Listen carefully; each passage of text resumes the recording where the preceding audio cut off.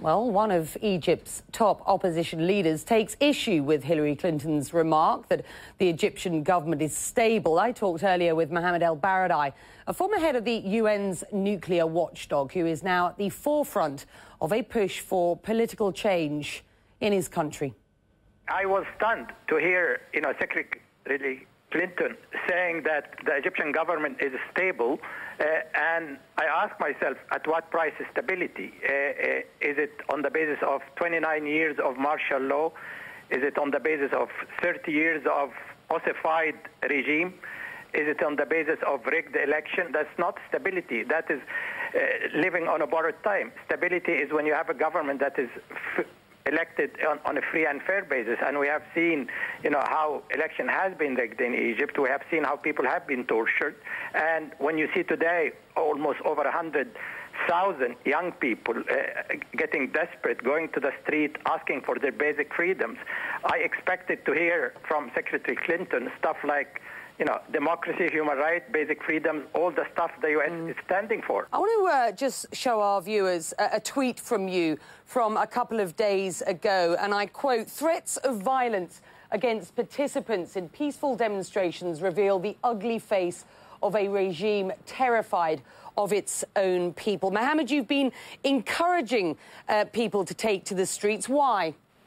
Because I've been, Becky, trying for a year to engage the regime through peaceful means by collecting signature on demands for free and fair election, for opening the door for Egyptians to run for presidency, for having parliament that's representative of the people. When you have a parliament right now that have opposition of 3%, you are really insulting the intelligence of the people by trying to say this is a democratic system. I wonder whether it's responsible to encourage people to take to the streets in protest that could turn deadly, and also wonder why you haven't, Mohammed, taken part.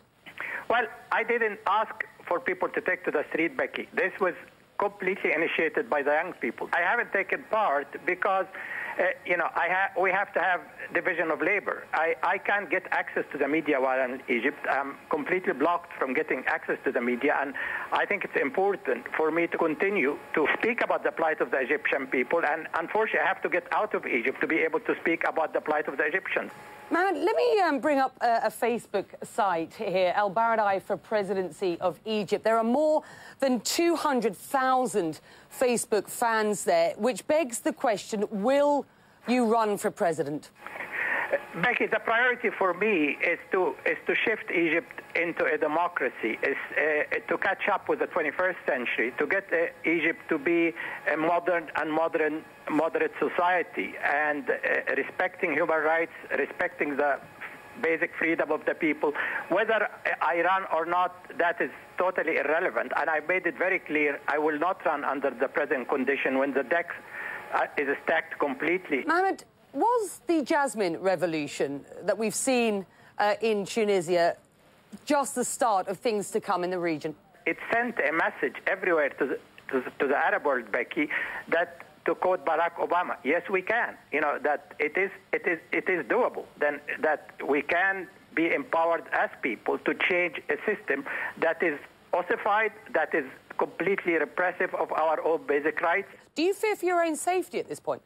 Well, that's a good question. There was an edict against me, a couple of weeks ago, basically saying that my life should be dispensable because I'm defying the ruler.